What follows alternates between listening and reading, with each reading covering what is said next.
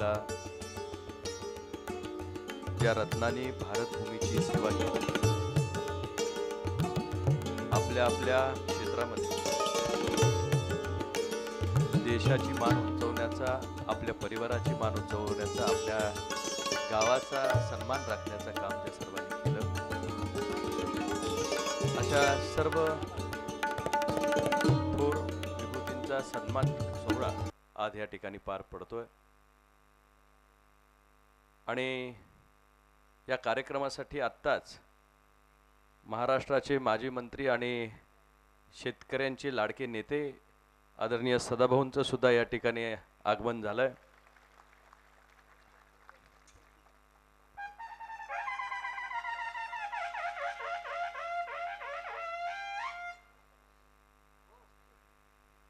कार्यक्रमासाठी आत्ताच उपस्थित झालेले आमदार आणि माजी नामदार ज्यांनी ह्या पन्हाळा तालुक्यातील अनेक गावांना पाणी पुरवठ्याचं निमित्तानं या ठिकाणी पाण्याचं वरदान दिलं, ते आदरणीय आमचे मार्गदर्शक आदरणीय सदाभाऊ खोत साहेब, उपस्थित असणारे आमचे बंधू या संस्थेचे प्रमुख सन्माननीय अजयजी चौगले साहेब, उपस्थित असणारे संजयजी माने साहेब माजी सभापती, सन्माननीय ND चौगले सर, सन्माननीय ज्यांना पाहण्यासाठी अनेक जण आतुर होते आणि अमिताभ बच्चनची उंची ज्यांना प्राप्त झालेली आहे ते सन्माननीय चारुदत्तजी जोशी सर, उपस्थित सन्माननीय ज्यांनी हा सर्व कार्यक्रम आपल्या सर्वांसाठी या ठिकाणी धडपडून अतिशय कष्टाने उभा केला ते सन्माननीय विक्रम पाटील साहेब, उपस्थित सन्माननीय बाबासाहेब पाटील साहेब, माझे बंधू सन्माननीय सुखदेवजी गिरी, विजयजी खोत, सन्माननीय विजयजी पाटील, राजीवजी गंगावणे, संयोजक सन्माननीय नितीनजी भगवान सर, सर्व पुरस्कारार्थी बंधू आणि भगिनी, आपण भाऊ येण्याआधी पहिल्या पुरस्कारानं सुरुवात झाली आणि माझं भाग्य आहे की अनेक रत्नांची श्रृंखला याच्या पुढे लागणार आहे, त्याची माळ ओवली जाणार आहे.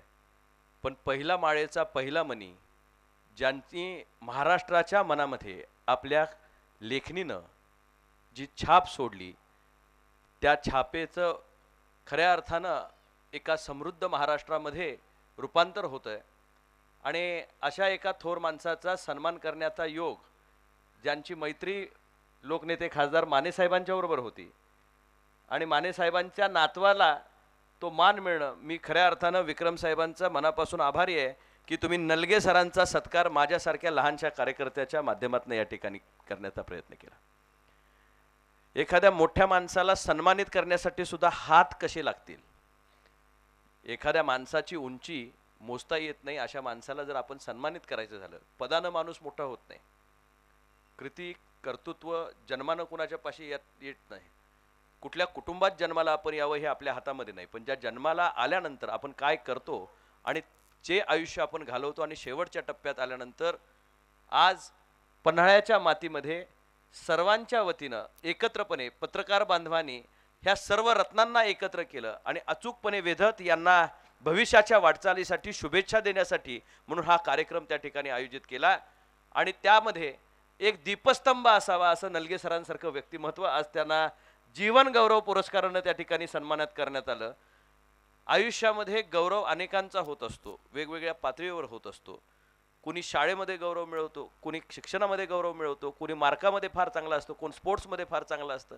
अनेक लोकांचा गौरवच कधी होत नाही. कधी कित्येक लोक पडद्याआड निघून जातात, पण त्यांच्या आयुष्यात त्यांनी केलं नेमकं काय याचा जर या ठिकाणी हिशोब लावायचा झाला तर आपल्याला त्यांचा कधीही या ठिकाणी हिशोब सापडत नाही. माणसं येतील आणि जातील, पण त्यांच्या आठवणी ज्यावेळी चिरंतन राहतात त्यांनी केलेल्या कामामुळं, त्यांच्या क्षेत्रात दिलेल्या योगदानामुळं आणि आज तुम्ही जे क्षेत्रामध्ये काम करत आहात त्या योगदानाचं कुणीतरी सन्मान करतंय. मला पन्हाळा प्रेस रिपोर्टर्सचं मनापासून अभिनंदन केलं पाहिजे की तुम्ही वेचक लोकांना या ठिकाणी बोलवलं, त्यांना इथं येऊन सन्मानित केलं.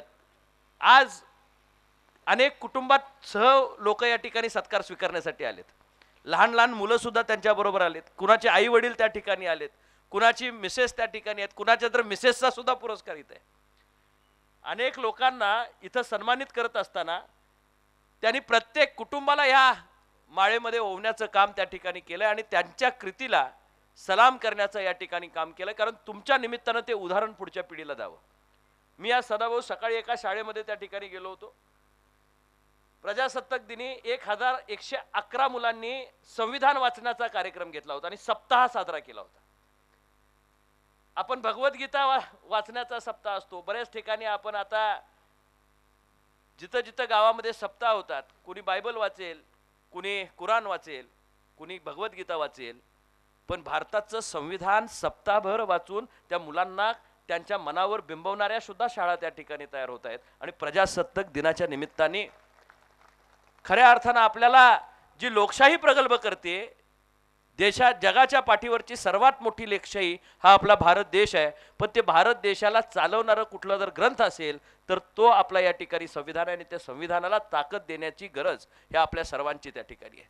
आज ह्या उत्कृष्ट कार्यक्रमामध्ये पन्हाळा शाहूवाडीमध्ये तालुक्यामध्ये असणाऱ्या आम जनतेतनं अनेक रत्न त्या ठिकाणी तयार झाली. ह्या डोंगर कपाऱ्यांमध्ये पूर्वीच्या काळामध्ये इतिहास, रक्तरंजित इतिहास त्या ठिकाणी लिहिला गेला. शिवप्रभूंच्या पदस्पर्शानं पुलित झालेली ही भूमी आहे आणि शिवप्रभूंच्या आशीर्वादानं इथंही जी रत्नांची जी शृंखला आहे ती या ठिकाणी कर्तृत्वानं परत शोभून दिसते. आज ज्यांच्या ज्यांच्या डोक्यावर फेटे आहेत, ज्यांचा सन्मान या ठिकाणी होणार आहे. मगाशी मी नलगे सरांना दिलेलं सन्मान चिन्ह पाहत होतो. शिवछत्रपतींच्या काळामध्ये असतं तर आपण तलवार दिली असती, सन्मान केला असता. पण पत्रकारांचा कार्यक्रम आहे, त्यांनी चिन्ह देताना पेनाचं चिन्ह दिलंय आणि ते अतिशय उत्कृष्ट ट्रॉफी अतिशय कल्पकपणे तुम्ही त्या ठिकाणी नलगे सरांना अर्पण केली आहे. या भविष्याचं जे शस्त्र आहे ते पत्रकारांनी आपल्या हातातनं लेखणीतनं या ठिकाणी वापरायला सुरुवात केली आहे. समाज जागृतीचं काम त्या ठिकाणी करतायत, समाजाला प्रबोधन करण्याचं काम करतायत आणि समाजावर येणारं अरिष्ट टाळण्यासाठी म्हणून जागरूक समाजाची रचना करणारी व्यवस्था ही मंडळी त्या ठिकाणी तयार करतायत. आणि ह्या व्यवस्थेला बळकटी देणारी मंडळी म्हणजेच प्रत्येक क्षेत्रामध्ये हा देश मोठा व्हायचा झाला म्हणजे नेमकं कसा मोठा होणार. प्रत्येक जणाला वाटत असतं की ह्या देशाच्या जडणघडणीमध्ये माझं योगदान असावं. मी लहान मुलांना विचारलं, आज सकाळी विचारलं की तुम्ही किती जण डॉक्टर होणार आहात, बऱ्याच जणांनी हात वर केले. किती जण इंजिनियर होणार आहात, बऱ्याच जणांनी केले. पोलीसवाल्यांची तर रांगच लागली आणि ज्यांना आर्मीमध्ये जायचंय त्यांचेही हात फार मोठ्या प्रमाणात या ठिकाणी उभे राहिले. पण त्याच मुलांना मी ज्यावेळी विचारलं की तुमच्यातले ग्रामपंचायत सदस्य किती होणार आहेत, तर पोरांनी हातच वर केले नाहीत. जे संविधान वाचत होते सर, तीही मुलं हात वर करायला तयार नव्हती. पाठण त्यांनी 7 दिवस केलंय, पण पाठ वाचल्यानंतर सुद्धा लोकशाहीकडे पाठ फिरवून चालणार नाही. लोकशाही प्रगल्भ व्हायची झाली तर खाली आणि वर काम करणारी माणसं चांगल्या विचारानं आणि ध्येयानं हे राष्ट्र प्रथम म्हणून काम करणारी पिढी ज्यावेळी या ठिकाणी पुढे येईल आणि या राष्ट्राला समर्पित भावनेनं काम करणारी पिढी ज्यावेळी पुढे येईल त्याच वेळी समाजाचा एक वेगळा उंचीचा कळस आपल्याला बघायला मिळेल. आणि ती रचना जर करायची झाली तर प्रत्येकानं जे काम आपण हाती घेतलंय ते इमाने इतबारे करणं हेच राष्ट्र निर्मितीचं काम आहे. तुम्हाला वेगळं काय करायची गरज नाही. मी जे काय करतोय ते प्रामाणिकपणे करेन आणि ते उत्कृष्टच करेन. उजवडावं नाही, ते चांगलंच झालं पाहिजे आणि ते मी प्रामाणिकपणे जर आपलं योगदान आपल्या आपल्या क्षेत्रामध्ये दिलं तर निश्चितपणे हा राष्ट्र उभं राहण्यामध्ये प्रत्येकाचं योगदान त्या ठिकाणी राहणार आहे. प्रत्येकाला आमदार, खासदार किंवा जिल्हा परिषद, ग्रामपंचायत लढली पाहिजे असं नाही. राष्ट्र निर्मितीमध्ये तुम्ही सर्वजण स्टेक होल्डर आहात. हा देश पुढे चालवण्याची जबाबदारी एकट्या दुकट्याची कुणाची असत नाही, तर ही सांघिक जबाबदारी आहे. आणि हे राष्ट्र पुढे जायचं झालं तर अशा रत्नांचा सन्मान ज्यावेळी होईल ती उदाहरणं समोर येतात आणि त्या उदाहरणाच्या माध्यमातून परत एकदा एक चांगली पिढी तयार होत असताना ज्यावेळी तुम्ही सन्मान सर पुढच्या वेळी या ठिकाणी घ्याल त्यावेळी विद्यार्थ्यांना बोलवा. कारण ज्यांचा सन्मान आपण करतोय त्यांचा का सन्मान करतोय हे त्या पिढीला कळलं पाहिजे. त्यांनी काय काम केलंय, कोणत्या क्षेत्रामध्ये काम केलंय आणि का आपण त्यांचा सन्मान करतोय. ती उदाहरणं ज्यावेळी समोर त्या लहान मुलांच्या येतील त्यावेळी ती प्रेरित होऊन माझाही एक दिवस अशा पद्धतीचा सन्मान व्हावा म्हणून ती कामाला लागतील. अनेक लोकांची स्वप्न, माझ्या आईबापानं काहीतरी केलं असेल ना त्या बिचाऱ्यांचा कधी सत्कारच झाला नाही अशी कितीतरी लोक येऊन गेली. रत्न निर्माण झाली नाही तसं नाही, त्याची पारखच झाली नाही. रत्न पारखी असणं सुद्धा तितकंच महत्वाचं आहे.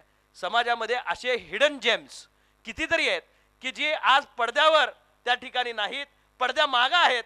पण पडद्यावरचा कलाकार दिसतो, पडद्या मागं काम करणाऱ्यांची अनेकांची श्रृंखला असती, त्यांचा गुणगौरव कधीच होत नाही. छोट्या छोट्या गोष्टीमध्ये सुद्धा त्यांनी योगदान दिलेलं असतं. आज लेखणीतनं नलगे सरांनी चित्रपट उभे केले, कथा उभा केल्या, कादंबऱ्या लिहिल्या, महाराष्ट्राच्या जनजीवनाला जागृत करण्यासाठी म्हणून त्यांचं आयुष्य त्यांनी त्या लेखणीतनं उभं केलं. पण त्यांना ती दृष्टी देणारी माणसं तुमच्यासारखी त्या पिढीतली होती. त्या पिढीतल्या लोकांचा अनुभव, त्यावेळेची असणारी परिस्थिती त्यांनी त्याच्यामधनं या ठिकाणी व्यक्त केली आणि मग समाजासमोर हे सगळं चित्र आपण त्या ठिकाणी उभा केलं. आज कार्यक्रमाची सुरुवात करत असताना भाऊ त्यांनी गाईला आरती करून, गाईची गो मातेची पूजा करून त्या ठिकाणी त्याची सुरुवात केली. पुण्य कमवायचं झालं ना तर प्रत्येकाला कुंभला जावं लागेल असं काही नाही.